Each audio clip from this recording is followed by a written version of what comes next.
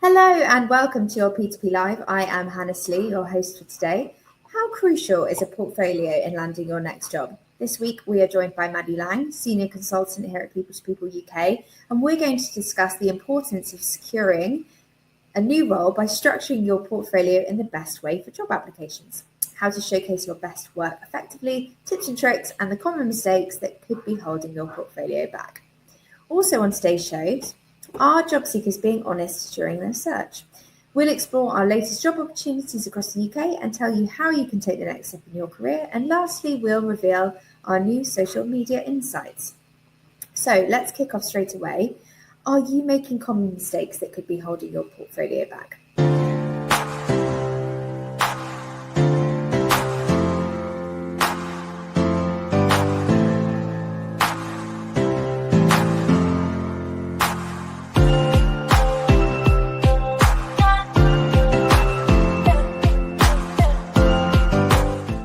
Hi, Maddie. Thanks for joining us. Hey, Hannah. How are you? Very well, thank you. So, Maddie, you're going to kick us off with some questions today, talking all about portfolios. Yeah, definitely. So I know we always kind of talk about structuring CVs and how that looks. So it's good today to kind of go into a bit more detail about portfolios because it's definitely quite different. So I guess biggest thing, what would you say? And I guess why is structuring a portfolio properly so important? Well, I mean, at its base, a well-structured portfolio essentially showcases your skills and your personal brand. So it's really important to do that in a really clear and engaging way. And today I'm specifically going to focus on how you find a new role with a good, strong portfolio and how to structure that portfolio so you can get a new role. But a portfolio is essentially the story of your work and also how you operate as a designer. So it needs to tell a story that is clear and representative of you. Yeah, definitely makes a lot of sense as well, wanting to have that, I guess, continuity be there. So I guess, what do you think the key elements to a strong portfolio are? Yeah, great question. So firstly, a strong opening.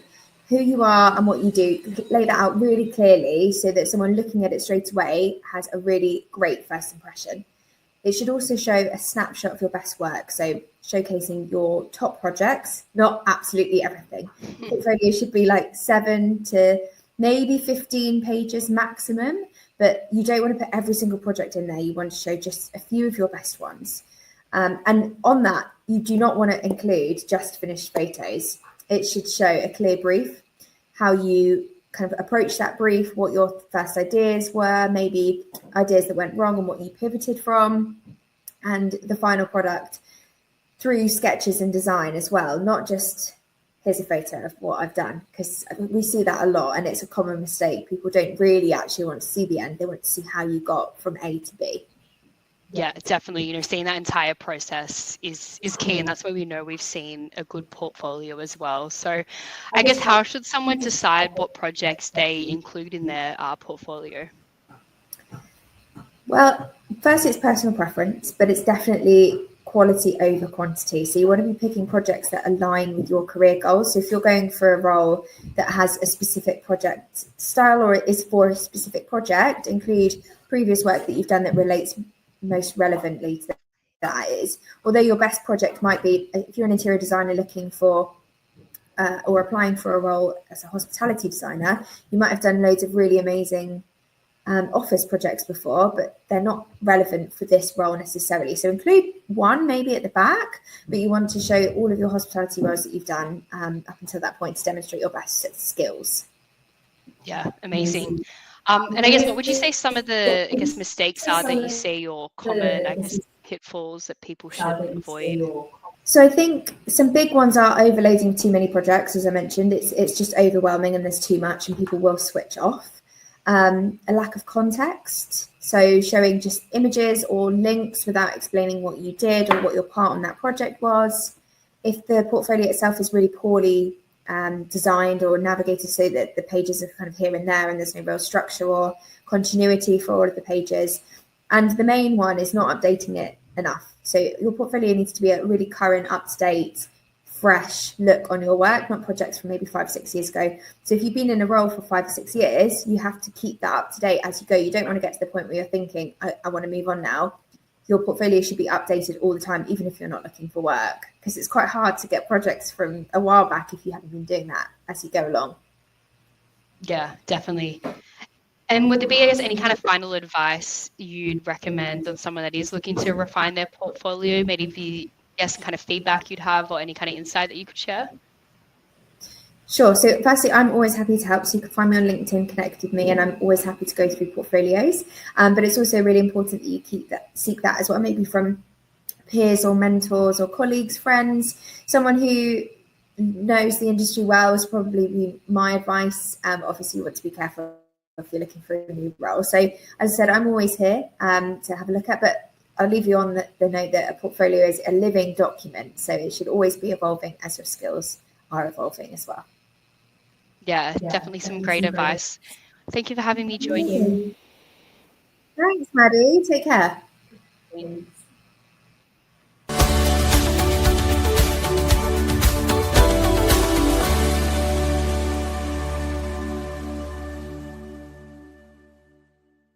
So our hot jobs this week, we are hiring for a midweight interior designer. This is working on hospitality projects. We are looking for a Greek speaker. If your projects are amazingly great in hospitality and you are a midweight interior designer, please do still get in touch, but we are taking priority on Greek speaking applicants purely because of the nature of the projects. So this will be, you'll be working on hospitality projects all the way from concept through to completion. Really great, beautiful projects all over the world. Highly recommend this role, so please do get in touch if you're interested. We're also looking for a trade partnerships executive, which is actually a graduate role, so you do not need to have experience.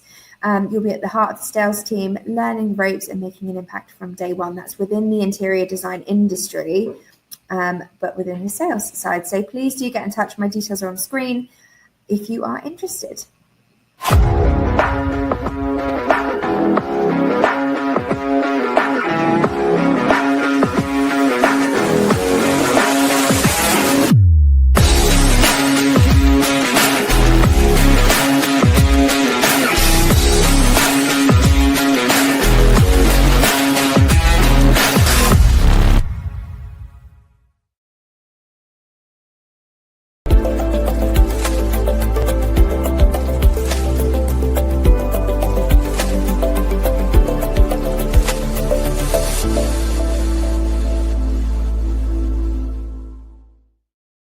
So this week we are discussing are job seekers being honest during their search. So we're taking a look at an article published by HR News, which stated that nearly a third of Brits admit lying during their job search process, which seems wild to me.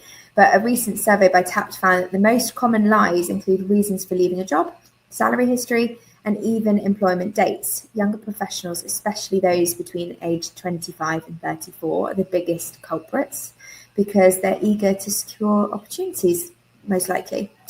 Whilst tweaking your CV might seem harmless, getting caught can damage your reputation, limit future opportunities, and even lead to legal trouble. Employers today have AI tools and thorough background checks to spot any inconsistencies. So what's the solution? Instead of lying, focus on positioning yourself strategically, highlight relevant skills, tailor your experience, and build genuine connections. In the long run, honesty isn't just the best policy, it's the smartest career move.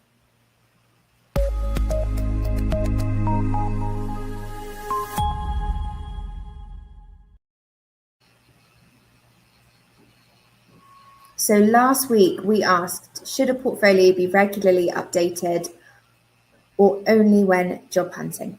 70% said regularly updated and 30% said only when job hunting. And I have to agree with the majority. You definitely should be keeping your portfolio updated regularly. So thank you so much for joining us. I've been Hannesley. If you have any questions, please do drop us a comment or a DM. It's been great to see you.